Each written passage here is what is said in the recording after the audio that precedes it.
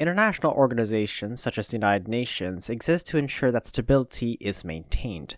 However, in a vast world where secret organizations exist to contain and suppress anomalies that defy natural order and physical laws, it becomes much more difficult to maintain that level of peacetime when such manifestations are easily terrifying to the point of causing global chaos. Organizations such as the Foundation and the Authority exist to accomplish this, suppress their existence and keep them from causing global harm. Similar to international organizations that supersede any national governance, there are those who support such organization may easily disagree with any activity that affects their country without prior approval or awareness. Both the Foundation and the Authority operate on a daily basis in any given territory without the knowledge or consent of the local government. As a result, many or small proportion of countries are not supportive or are otherwise known as anti-authority or anti-foundation nations. Let's compare anti-authority and anti-foundation nations, and how governance within each universe act towards these two containment organizations. To begin with, what does exactly mean when I say anti-authority and anti-foundation? According to the terminology that I've stated, it simply means that a country or national body is opposing the authorities or the foundation's missions and goals respectively. To understand this, we must first understand what causes a country to oppose these organizations. Much of this was covered in my previous video, but to reiterate, countries that are considered to be antagonists of an organization are centered around these three factors: sovereignty, national interests, and historical relations. Sovereignty is essentially the integrity of self-governance, and countries that want to maintain it would not want an organization like the Foundation or Authority to supersede their legitimate governance. National interest is whether the country would prefer a foreign organization to perform such role in their country as opposed to one of their existing agencies, i.e. anomaly agency, if such institute even exists. And finally, historical relations is the histories of a country's relations with an organization since their first contact. Some countries may have had a bad history, while some others may have a positive, mutual relationship with the organization, allowing the organization to influence its activity within a territory. So we've established a basic principle for why a country might be opposed to the goals of a containment organization, but who exactly falls into this category? We'll do our best to fit the varieties of countries into this category, but we will use a few examples to compare and contrast the Foundation's and the Authority's organizational relationship with national governments. Let's start off with the People's Republic of China. China is a communist authoritarian superpower that would be opposed to any authority presence on their territory, as attested by their previous successful attempt to remove them from the mainland. Of course, they would return under a treaty limiting authority activity. In dealing with the Foundation, the Chinese government would be cautious while ensuring that its own ability to contain anomalies would not be surpassed.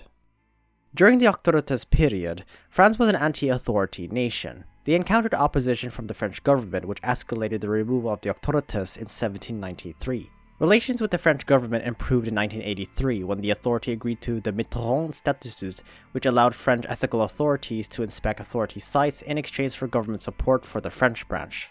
The French government and the Authority maintain a close relationship today. The Foundation's relationship with the French Republic is on relative terms, but not in any way that would be perceived as positive, as they frequently encounter difficulties with members of French law enforcement.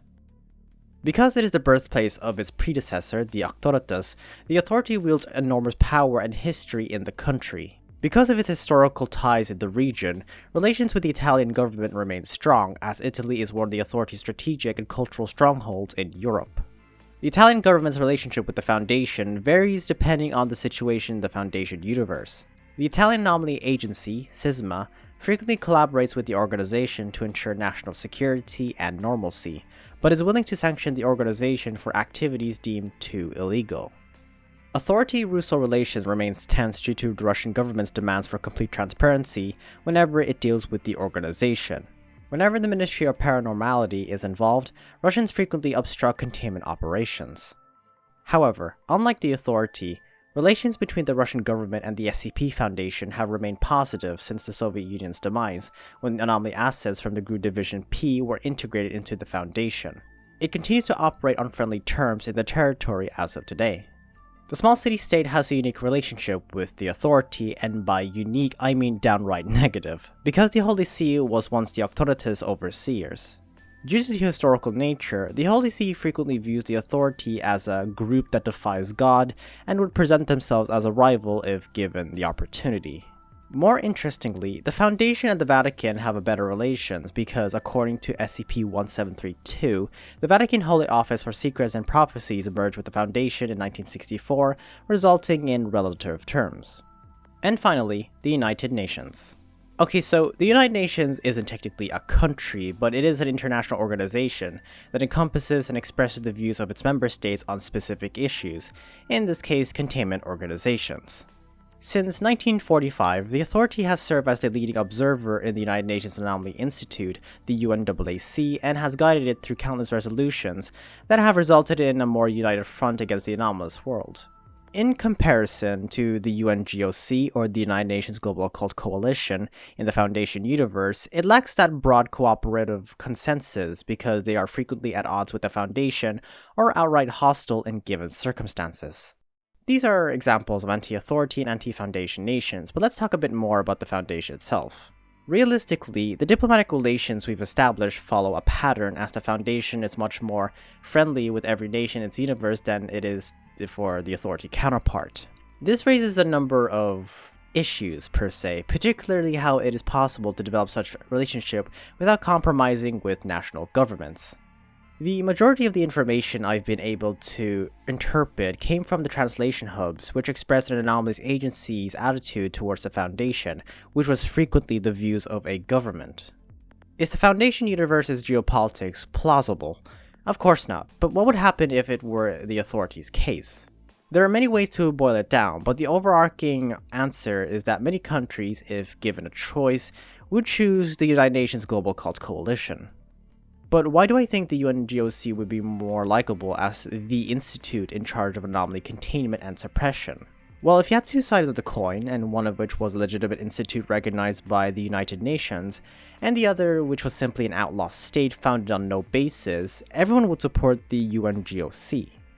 The difference in the Authority's case is that they built on those diplomatic relations for centuries during a time when religion was the driving force rather than the Foundation.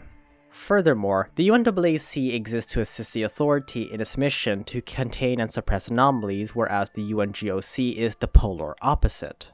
They are the ones who see themselves doing so while being supported by all 195 members of the United Nations, and are capable of doing so on their own given their technological and military capabilities that are equal to that of the Foundation.